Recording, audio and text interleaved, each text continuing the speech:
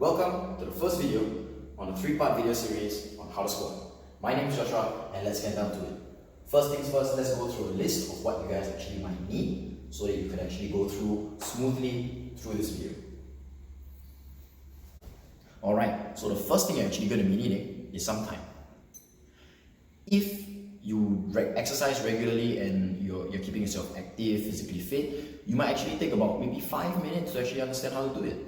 However, if you are a beginner and you're actually trying to get your technique right, do be patient and you might actually end up taking close to about half an hour to understand it. And it is perfectly fine if you actually don't understand it. That's what the second video is for, alright? Next would be your attire. All you're going to need are some comfortable pants. The main point of the pants is so that you have freedom of movement. I personally prefer martial arts pants and taekwondo pants. However, regular sports attire is perfectly okay. Again, the main idea is so that you are not having any restriction of movement. Things like, example, jeans. Jeans, when you go down, you can tend to feel the pants hugging and restricting around your thigh area, which is not really the best. It doesn't give you full range of motion as what you usually have. So, stick with. So yeah, I wouldn't recommend jeans. In any event, I would actually recommend some sports pants or any other pants which you are comfortable with. The next point, you're gonna have to have done a squat before. You need to know how it feels like so that I could actually help you change it to a more appropriate technique. If you've never done it before in your life, come, let's do it together. Shoulder widths apart, let's go down and up, down and up. Yeah, do about 5 will be fine. If you're a martial artist and you prefer a different method, you can actually put your feet slightly wider than your shoulders and just do horse riding stance. If you've done martial arts before, it's actually traditional martial arts before. It's actually quite a popular stance in Chinese martial arts, taekwondo, Tai Chi I believe as well, Shaolin, taekwondo, yeah. Generally, there's plenty of them. And if you just hold the horse riding stance for a while, or riding stance, you're going to actually feel that the front of the thighs, the quadriceps, are actually going to feel burnt. That is what we actually want to change, so that the hamstrings and your glute muscles are actually the ones activating more. So if you've not done a squat before and you don't know how it feels, please do some and understand how it feels. The fourth thing that you actually might want to need, this is optional by the way, but recommended that you do have a partner to help check whether you are actually getting the right muscle movement or the right body structure. Not using your eyes, it will be a physical test. I'll be linking the different video into the description. It is from a Japanese channel, a Japanese karate channel named Kuro Obi. The test is actually very, very simple and it's depicted very, very simply even if you do not understand Japanese. Other than that, let's get down to the tutorial. So this video is mainly focused on how you should squat properly. Again, first you're actually going to need to actually have done a few squats. So if you've not done, you might want to pause the video and do some.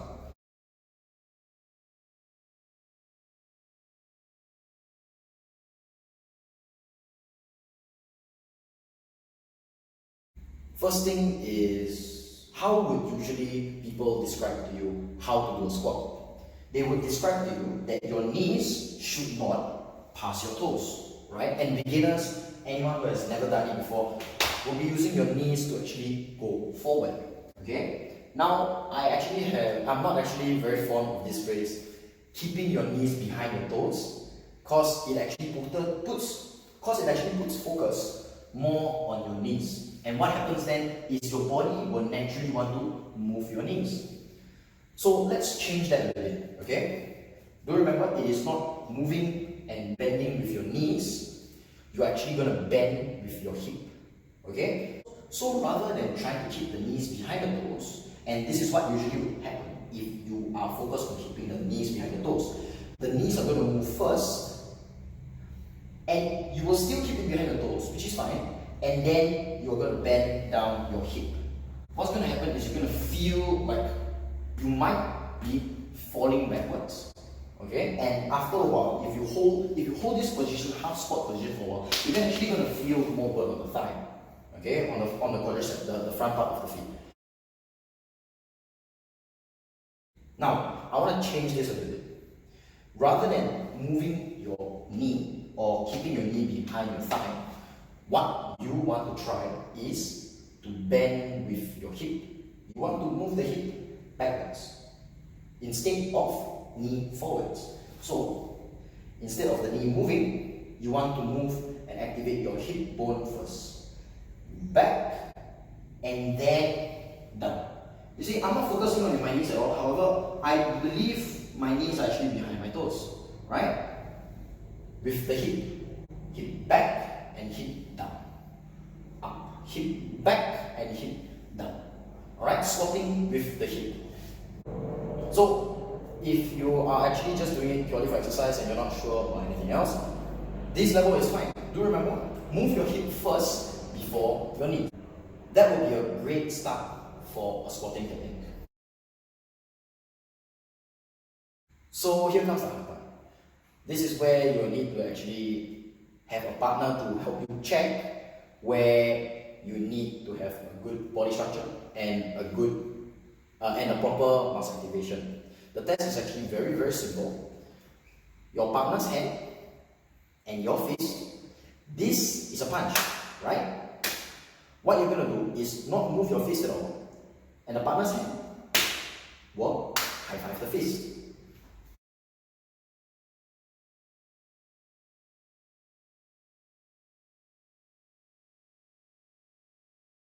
I'll be linking the video which I saw the test in. This is where Kuro Obi was. Now, to break down what they actually described.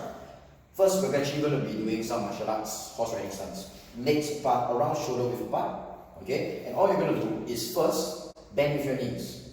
Now, I know what I said before. Okay, where you do bend with your hip. However, it's all about learning the wrong thing and avoiding the wrong thing. So do it with me. Bend with your knees and hold it there. Okay, just hold it there, and you're going to start feeling the burn on the front.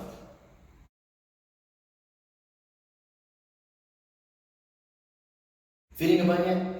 Alright, great. So now come up. Just stretch it a little bit and make sure that you are feeling relaxed again. It doesn't need to be too much of an ache. This strain on the front of your quads, this is not the strain that you want. You actually want strain to be on the hamstring and the quad, the glutes. These are the muscles which help you stand up. What you're going to do now is the same thing. However, you need to really use your mental here. Instead of bending with your knees, you're going to want to bend with your hip. Okay? It's a very, very small thing. Bending with your knees, bending with your hip. The knees will still bend, but just ever so slightly. Okay? It doesn't even need to be a lot. You just need to bend with your hip. And you will actually feel, it doesn't really feel like a strain. It feels just like an activation, a support from your hamstrings and from your glutes. All you're going to do is that. Now, how to help your partner to test? If you bend with your knees and you put your arms straight, when your friend gives you a high five, your partner gives you a high five from the front, you are actually going to collapse. The structure is just not strong.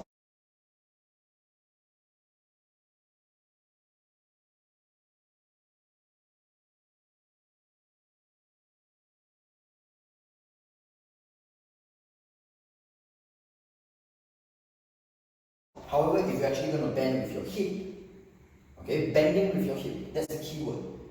The muscle activating from the back and the glutes are actually going to support you a lot better. And instead of just a small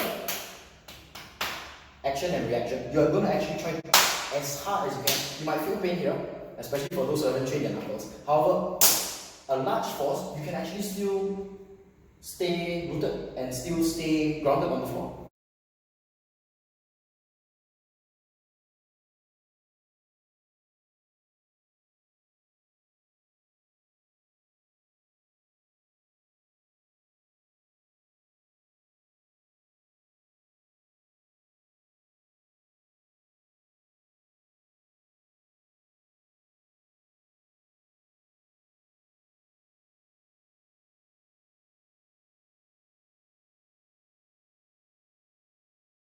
Okay, that is actually what you want.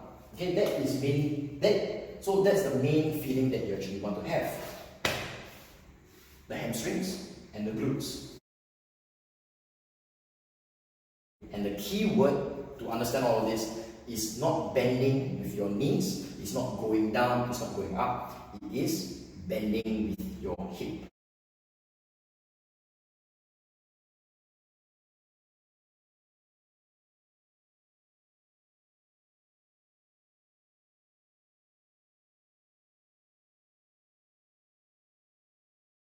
Once when you're actually trying the stability test with your partner, what you want to know is how to troubleshoot it and whether you're doing it correct.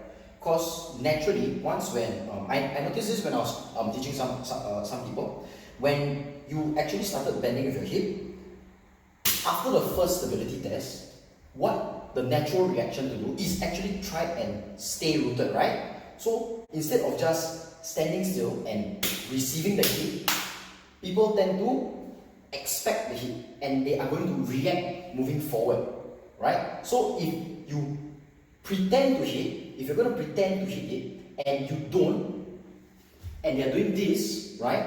This is already applying a force forward. That's not the kind of test it is. It's supposed to be a test to test a structure.